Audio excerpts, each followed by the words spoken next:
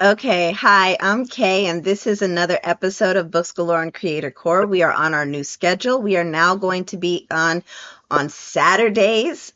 Today is the first episode that we are here on a Saturday. It is now November 29th, 2025. So if you want to join us in the future, we will be having our interviews and podcasts and discussions here on Saturday evening instead of Sunday. And today we have with us again Roxy Rich. And so if you could go ahead and introduce yourself. Hi there, I'm Roxy Rich, but I also work under R. Richards for my horror pen names and R. Roxy for my spicy dark romance, which are coming soon. There you go. Okay, so the book that you decided you were going to introduce to the audience today is not the same as last time. So why don't we go on and talk a little bit about that book? Tell us what that book is, maybe show us the book, what it looks like, and tell us a little bit about the journey of writing that book. This new one, Yes, the one that you're going to read. I haven't got the book yet. Oh, It's okay. not out till the 9th of December. Okay, give me a second. Let me see if I can bring it on camera. I'm not sure if I can. Let me see. I thought you had it. If I had known, I would have had it ready. Okay, so here is the book cover. This is it, right? Is this the Yeah, correct one? Okay. All right. So it's called Crumpet FM. yeah, Why don't you tell us about it? it's hilarious.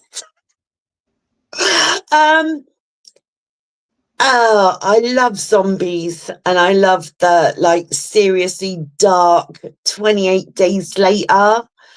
Like the original two, not the latest one. I didn't like that. Mhm. Um, but for some reason, the Deadpool series has taken on a life of its own. And it's kind of all very sarcastic, very hilarious zombie stories. Um, uh, this is the second one in the Deadpool series. It's a standalone. It will be a podcast. Um, and basically, it's about a radio show host who rips apart phone in conspiracy theorists on radio. And Nice. she literally rips the hell out of them, like in all the different ways you can imagine. She's great. She's just hilarious. And then all of a sudden, obviously the zombies start creeping in. And she just doesn't believe it. She thinks Wow. they're having her on, like there's some sort of setup, you know, and she just doesn't believe it. But yeah, that's about it really. I'm not gonna say any more than that because it'll ruin the book. So how long did it take you to write the book? Like, what was the inspiration for this book? To be fair, my zombie books don't take me a long time to write because I love the genre. I love everything about them. So a couple of months and then a couple of months editing. And I what gave me the inspiration? Do you know, I listen to I listen to audiobooks at night on YouTube. And there's a lot of radio ones and they're so boring. You fall asleep to them, you know? I don't want to fall asleep. I want No. something that's like, whoa, what? So this one is very it's hilarious. It's got a lot of truths and lies in there for the whole conspiracy world. And if you're a conspiracy theorist, you'll love it. If you hate conspiracy theorists, you'll love it too. And then at the end, you've got two endings. So you can choose your ending. If you love conspiracy theories, you'll like one ending. If you don't love conspiracy theories, you'll like the other ending. Yeah. And that's it, really. It's got two endings as well. So it's just, yeah, I really enjoyed writing this one. There you go. Okay, so did you have to get better beta readers? Like, what was the whole editing process? How long did it take? Because, it's different for everybody. For me, it's taken like, what, 8 years? No, that would drive me in. I've got ADHD and that would just like blow my head off. No. Mm, Um, mm, I have a team that I've set up on Facebook of beta readers in the Art Collective, and they're all like people who I trust to read my books and to tell me what they think. And a couple, like one of my beta readers, she normally loves my stuff, and she was like, I don't get it. And then my other beta readers were like, I could not put this book down. And I was like, well, okay. So to the you one can't make that was like, everybody happy. I don't get it, I was like, not everybody's going to get it. And then for the others that were like, I could not put this book down and like it's made me question things, I'm like, that's what I wanted to do. So I Right. think it depends on how deep you read the book, because there's a lot of things in there that are very near to the conspiracy theories that make you think, hang on a minute. Mm. So yeah. So I had a lot of fun with this book. A lot of fun. I stayed away from all the COVID stuff and all the stuff like that because I didn't want to upset people. I had Sure. more fun with flat earthers, pigeon truthers, the ice wall, um, the IA Atlas. That's in there a couple of times, There you go. People think it's the Rapture, other people think it's an alien mothership, other people think it's Blue Beam. Yeah. So you took a pitch at everybody. Basically, yeah, a little bit of conspiracy theories and just threw it in there.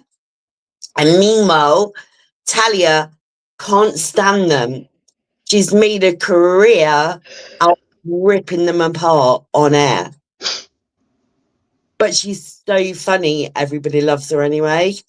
So, yeah. There you go. There you go. Okay, so total amount of time, was it 3 months, 6 months, 9 months that it took you to write this from start to beta readers?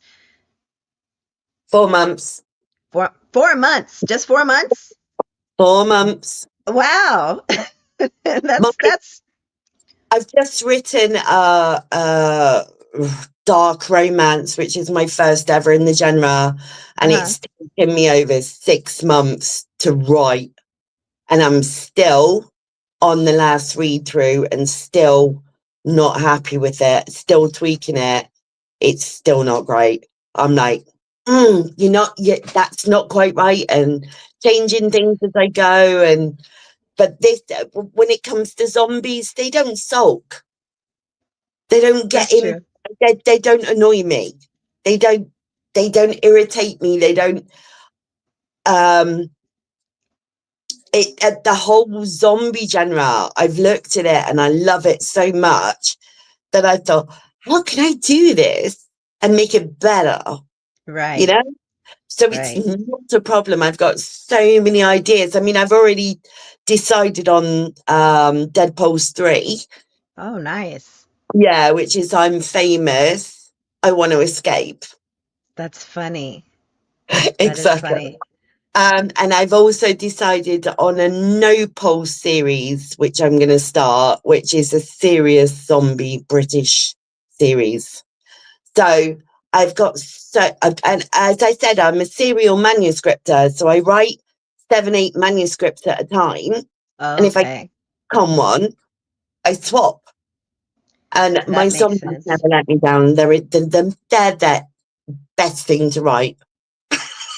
I admire that so much because when I was having a lot of time to write, I used to have different ideas pop up in my head and I would start writing and then I would tell myself, no, have discipline, go back and finish your book. And so I would get mad at myself and like put myself on timeout and force myself to write. But maybe I should have just given myself more freedom. Maybe I would have finished everything by now if I had done that. Yeah. Yeah, Maybe that was the problem. if you write loads of different stories and you get stuck, just move on to another one. I have about, I mean, I did have about 6 manuscripts on my Word that aren't finished, and now I've got Mhm. about 9. Wow. So You know what? At the time when I was writing, I did not know that I had ADHD, attention deficit hyperactivity disorder. I didn't know that I had it. And so if I had known back then what I know about myself now, I would have given myself some more freedom and probably have been able to, just express myself more hyper focus. creatively. Right. But I didn't know. And so I was, why can't I just sit down and focus on one thing? And then you get stuck or I've so never yeah. been diagnosed. I You wouldn't get diagnosed, no. But I know I've got it because of the way, like, I speak to people, and my husband says about it all the time. And my daughter's got ADHD as well. And, like, I see a lot of what she does in me. And, like, I'm not very tactful as a person. Like, no it's filter. a long time to, yeah, no No filter filter whatsoever. whatsoever. Me too. Um, taken me a long time to learn tact, and even now I still get it wrong. I still like my son is my keeper, if you like, because my husband's at work all week. My son will say, "Mum, you really shouldn't have said that in public," and I'm like, "Oh no, not I again." hate that feeling. It always happens after you're like, maybe I shouldn't have said that. And he's the one that says it to me, and he's 12, and I'm like, "No." Oh no. I know that feeling. I've never been diagnosed either, but I actually found out that I had it after getting on ChatGPT and TikTok and realizing, wait a minute, all these people that say that they have it look exactly like me. Like maybe there's a problem with me. Like I think I might have it. It's not a problem though. I mean, it's a beautiful thing if you can hyper focus and like just concentrate on one thing. It's a beautiful way of being creative, and a lot of ADHDers are creative because they're not. You're quite clever, aren't you? You're quite intelligent. You've done like, Oh, thank you. a lot of us I ADHD hyper can't I do that. hyperfixate on the things that I like, not the things that I don't like. Yeah, I hate school. I was always told I was useless and I never amount to anything. So anything to do with that, I'm just like, ooh, get the cross out. No. Right, right.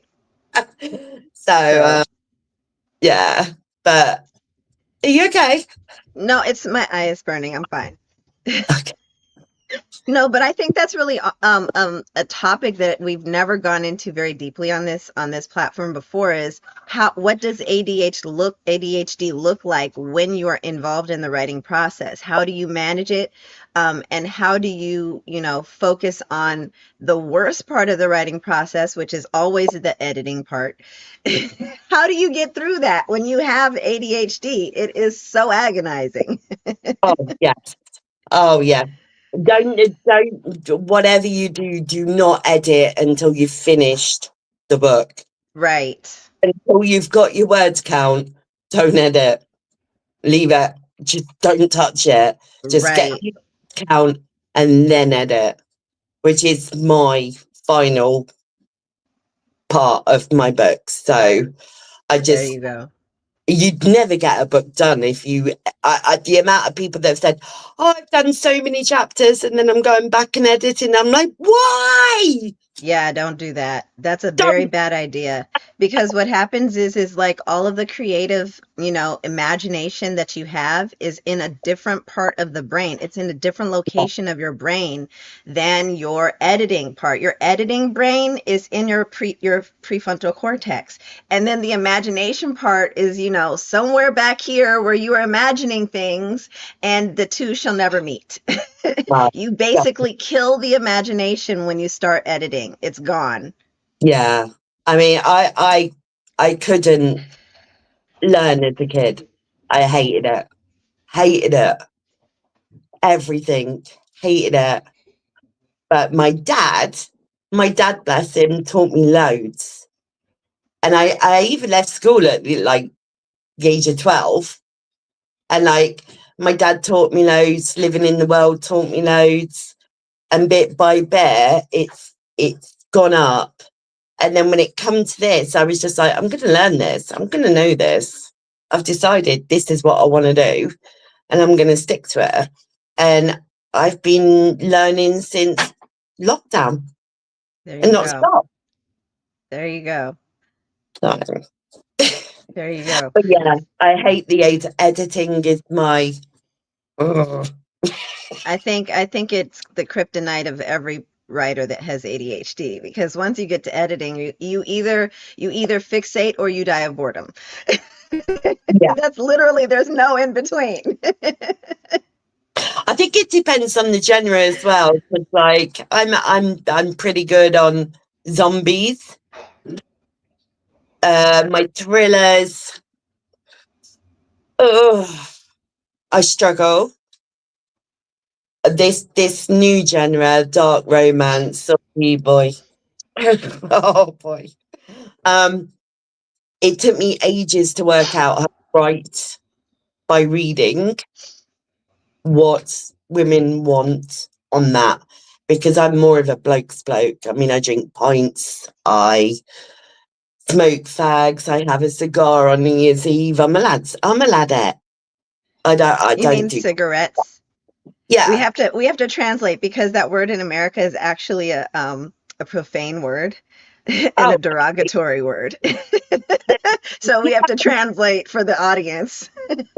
normal cigarettes, and then we have big, thick cigars. Oh, got you. Okay. I smoke both. Got you. Got you. Okay. So for the audience, she's talking about smoking cigarettes. That's what she means. As for anybody out there, we do not offend anyone.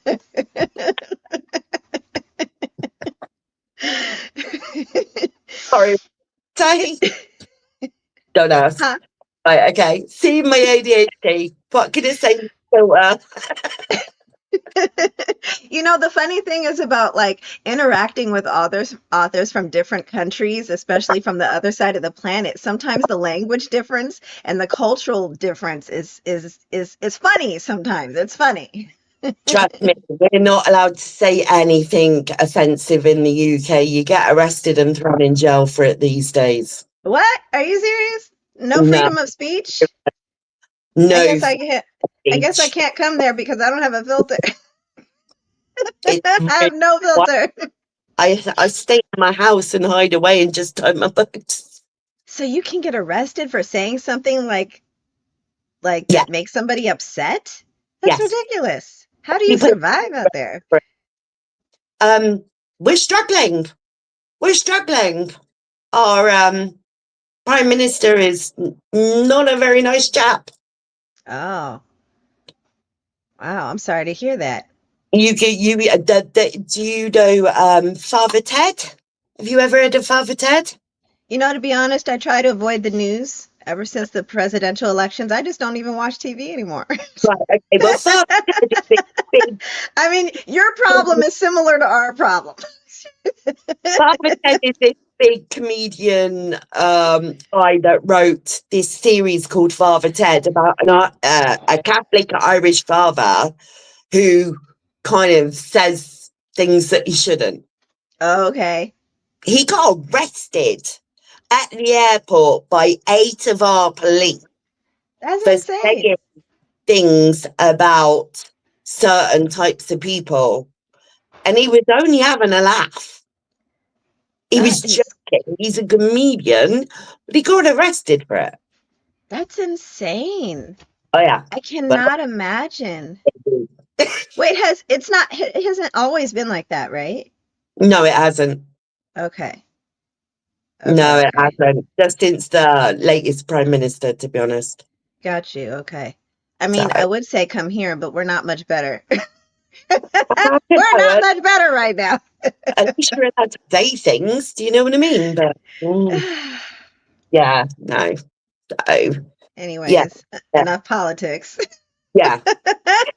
Back to the books. Back to the book.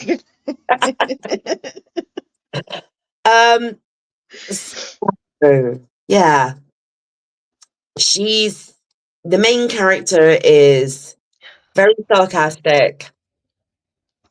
She cannot stand conspiracy theories, doesn't believe in any of them, um, rips them apart. So all the people that phone in with all their conspiracy theories, she just like nitpicks at them and tears them to shreds. Like it's just hilarious. And then like with the end having two endings as well, it's kind of balanced up. So as I said before, if you love conspiracy theories, you're gonna love this book. If you hate conspiracy theories, you're gonna love this book. Love it. It's simple as that.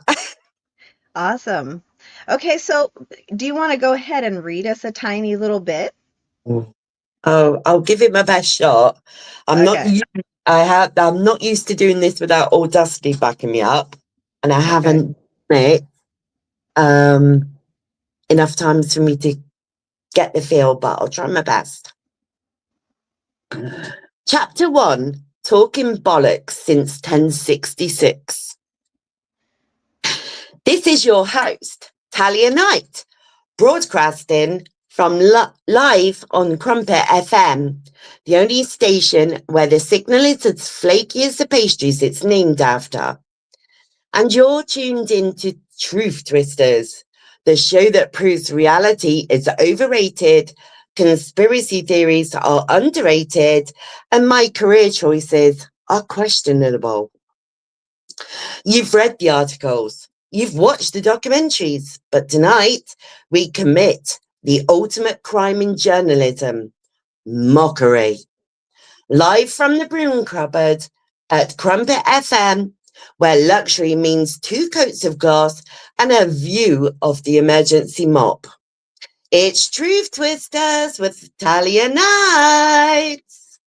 Welcome, brave listeners and terminal skeptics, to an evening certain to redefine low expectations.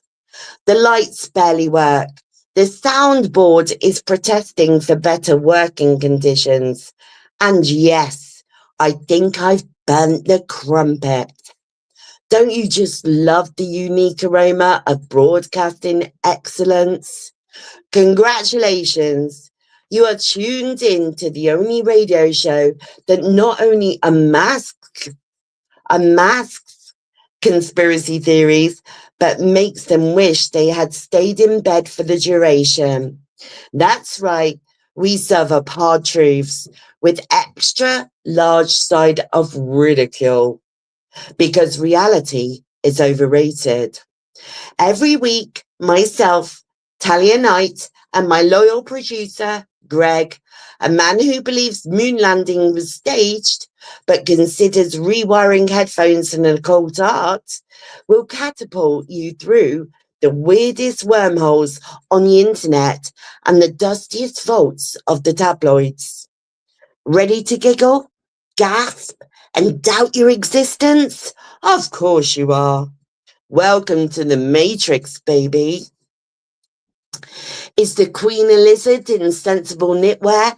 Did Elvis trade his sequins for a static caravan in Cornwall?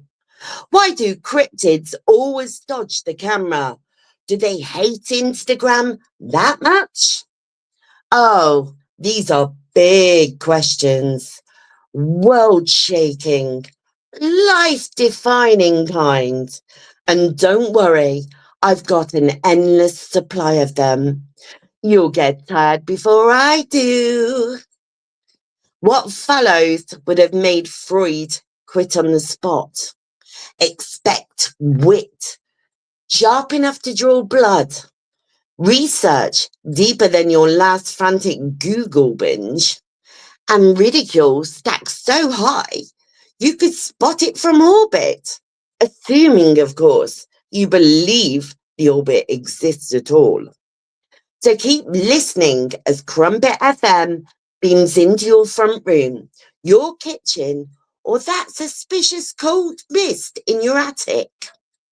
After all, you may have read the articles, maybe even watched the films, but only here, wedged between a peeling wall and Greg's motivational poster, aliens believe in you!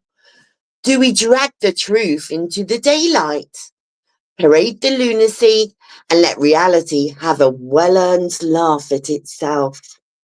If this isn't peak broadcasting, I'm not sure what is. So tonight, things go from peculiar to full-blown barking mad as I tackle the internet's most determined troupe of accidental comedians. Yes, that's right, it's the Flat Earthers. They are the gallant few who insist our planet is God's dinner plate, ring-fenced by a towering Arctic ice wall, which somehow manages to be invisible to satellites, pilots, and every tourist with an iPhone.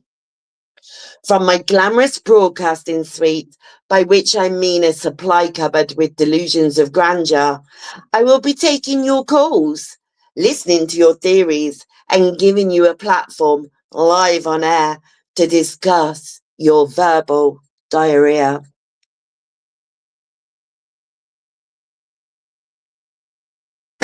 There you go. Okay, I had to make sure my mic turned off because my child. But I love it. It definitely does have an interesting podcast sound. So are you going to be doing the audio for the book yourself? Yep, yep, and the podcast. There Yep, you already go. done chapter 1. I've got bits of chapter like 2, 3, and 4 ready because obviously I've had to use like AI because like they're different people talking and I can't. Do all of the voices. So like for if you're going to get a man in there. That's right. Um, but I'll be doing the rest, so it'll be half and a half. That And makes sense. the conspiracy phone-in theorists are the ones that are like going to be the AI talking people, and then I'm reading the rest out. So yeah. So what platform are you using for the AI voices? Uh oh, 11 Labs. 11 Labs. Yeah, they're really good for AI voices, especially if you buy the subscription, you can get some of the more advanced voices that sound really good. Yeah, yeah. There's so yeah, 11 Labs. And what was the other one?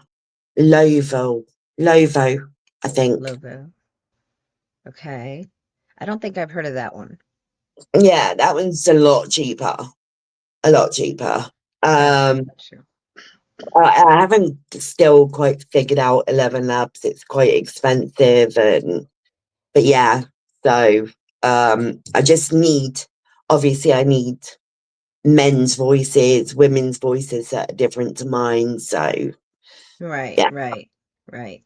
Okay. Well, I love the sound of it. I love it. It's got like a little retro feel to it. I love it. it's very Pulp Fiction, I think, like kind of esque, like that. All of the Deadpool series are hilarious zombie comedy horrors. They're like they've all got full blown sarcasm in them. So yeah. Nice. But this one's completely different to anything I've ever done before. And I just thought, you know what, as a writer, I want to grow and I want to test out different styles and do different things. And The first Dead Pulse was about a council estate queen. It's actually called the council estate queen. She's a single parent mother of 6 kids, living on a council estate. Right. And she's hilarious. She's so sarcastic and funny, and she's hardcore.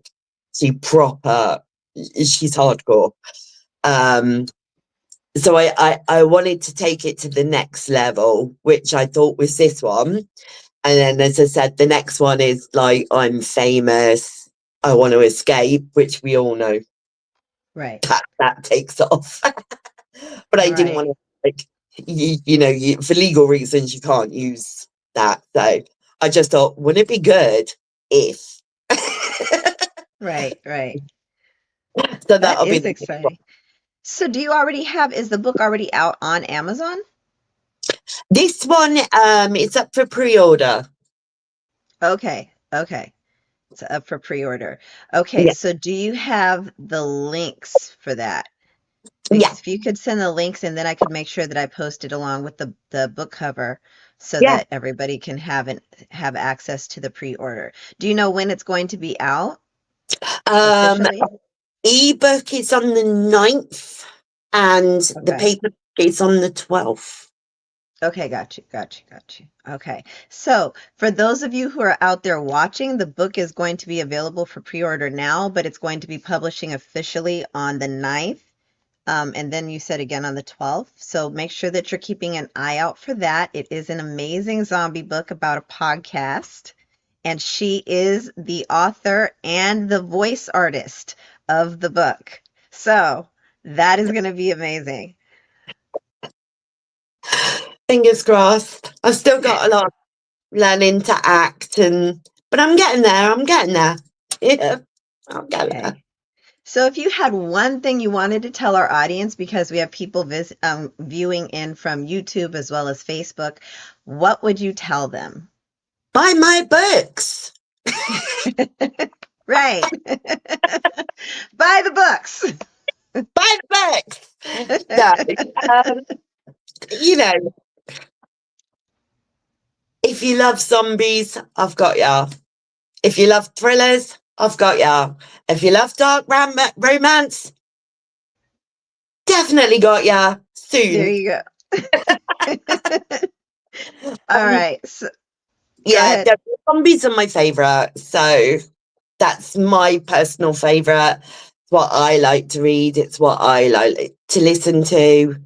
Um, Martina Cole is a thriller writer in the UK from years ago, and she got me into thrillers.